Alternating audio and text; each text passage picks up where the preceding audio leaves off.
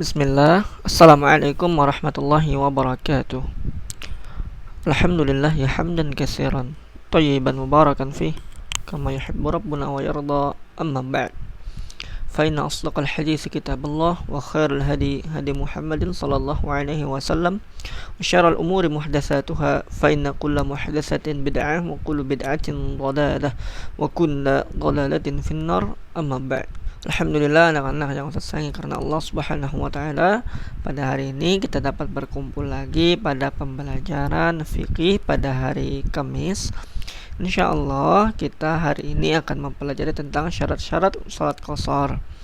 Nah, minggu yang kemarin kita telah belajar mengenai pengertian dan tata tertib salat qashar.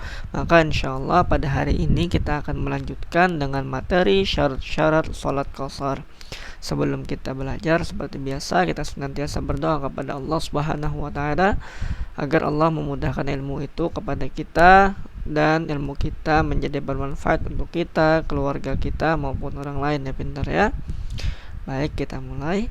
Allahumma anfa'ni bima 'allamtani wa 'allimni ma yanfa'uni wa zidni 'ilman. Alhamdulillah kita telah selesai membaca doa sebelum belajar. Kemudian kita insyaallah akan mempelajari tentang syarat salat qashar. Nah, jadi nak ya, seperti yang kita ketahui, mengerjakan salat qashar itu diantaranya syaratnya yaitu kita harus safar atau bepergian yang cukup jauh karena kita keluar kota atau keluar dari daerah tempat tinggal kita atau keluar dari kampung halaman kita. Nah, itu bahasanya ya. Nah, kemudian kita akan mempelajari juga tentang tata tertibnya insyaallah kembali ketika pekan depan insyaallah. Nah, jadi pekan depan kita akan mempelajari tentang tata tertib salat qashar dan juga waktu salat qashar. Hari ini tentang syarat-syarat salat qashar terlebih dahulu nak ya. Jadi di antara syarat-syaratnya itu kita harus mengetahuinya agar kita ketika bepergian dan melakukan salat qashar kita tidak salah dalam memahami bagaimana salat qashar yang harus dikerjakan oleh seseorang karena dia telah melakukan beberapa sebab, diantaranya yaitu bepergian keluar kota. Nah, jadi agar kita tidak keliru mempelajari tentang salat qashar, maka insyaallah Ustadz akan mencoba untuk menerangkan nak ya secara jelas mengenai syarat-syarat salat qashar. Jadi syarat-syarat salat qashar itu ada 4 nak ya. Untuk materinya bisa dibuka pada halaman yang ke-17. Silahkan dibuka dulu bukunya pada halaman yang ke-17. Di sini ada 4 syarat dari salat qashar. Yang pertama, sedang melakukan safar atau berpergian jauh. Seperti yang sudah kita pelajari, di antara syarat salat qashar yaitu sedang melakukan safar atau keluar daerah atau kota. Seperti contoh terdekat kita yaitu dari kita Banjarmasin ke Banjarbaru, itu sudah keluar kota nak ya. Atau misalkan dari daerah Jawa Timur, misalkan dari Surabaya ke Malang, itu jaraknya berdekatan, namun itu sudah disebut sebagai jarak safar karena telah keluar daerah atau kota tempat tinggalnya. Ustadz, bukannya syarat safar itu 83 kilo ya? Jadi nak ya, yang ingin Ustadz sampaikan di sini, jarak safar itu tidak harus 83 km. Karena kalau disebutkan 83 km, banyak sekali orang-orang yang tidak dikatakan safar, sedangkan jarak perjalanannya itu sudah keluar kota. Misal, kita dari sini ke Pulang Pisau atau daerah Palangkaraya, mungkin jaraknya belum sampai 83 km, namun itu sudah disebut keluar kota. Bahkan ketika kita ke Banjarbaru saja itu sudah disebut dengan keluar kota. Buhan pian suah kalau nak keluar ke Banjarbaru.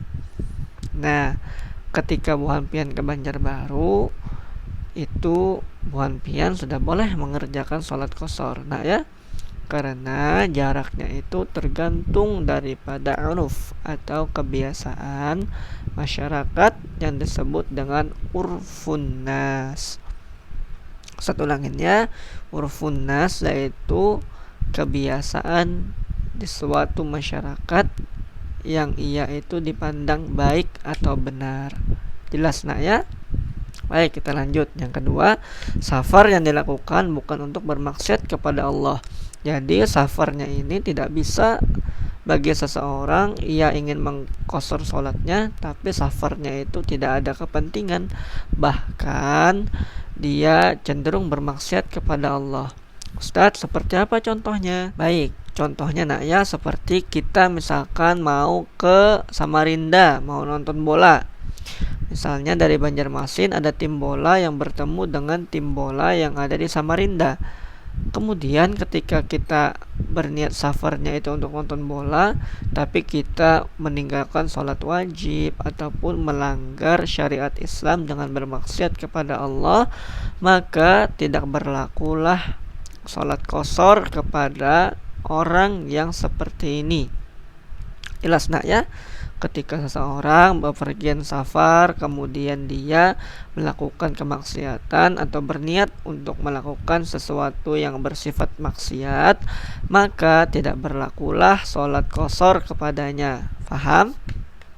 Baik, kita lanjut. Yang ketiga, jarak yang ditempuh termasuk jarak safar menurut kebiasaan masyarakat setempat. Seperti yang Ustaz sebutkan tadi, jaraknya itu harus sesuai dengan kebiasaan yang kita pandang baik.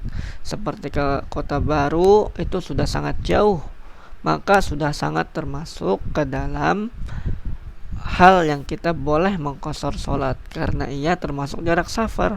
Bahkan seperti yang saya sebutkan di awal tadi, yaitu ketika kita ke Banjarbaru, yang terdekat saja itu sudah boleh mengerjakan sholat qasar. Nah ya, kita lanjut ke yang terakhir, yaitu harus berniat untuk mengqasar sholat.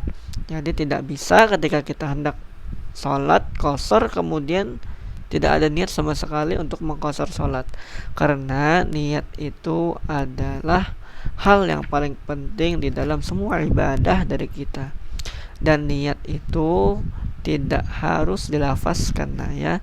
Jadi niat itu berada di mana? Di dalam hati. Masya Allah, pinter. Nah, sebagaimana hadis yang sudah kita pelajari di pembelajaran yang lainnya, hadis dari Umar ibn Khattab radhiyallahu taala anhu, yang mana hadis ini diriwayatkan oleh Al-Imam Al-Bukhari dan Imam Muslim, bahwasanya Rasulullah sallallahu alaihi wasallam bersabda, "Innamal a'malu binniyat." Sesungguhnya amal itu tergantung dari niatnya. Maka niat untuk melakukan salat qasar itu merupakan di antara syarat-syarat seseorang boleh untuk mengerjakan salat qasar. Jelas nak ya, insyaallah. Nah, kemudian ketika ananda sekalian masih belum memahami apa yang Ustadz jelaskan pada hari ini, silahkan bertanya nak ya, jangan malu-malu. Karena misalkan buhan pian kada paham, ngalih pintarai ke depannya. Jadi harus paham. Bila kada paham, takun non Ustadz lah. Nah, itu saja mungkin pembelajaran kita pada hari ini. Kemudian untuk tugasnya insyaallah akan Ustaz sampaikan nanti di grup berupa soal yang harus dikerjakan seperti biasa. Nanti dikumpulkan seperti biasa ke Ustadz nak ya. Nah, mungkin itu saja pembelajaran kita pada hari ini. Kurang dan lebihnya Ustadz mohon maaf. Kita akhiri dengan mengucapkan doa kafaratul majelis.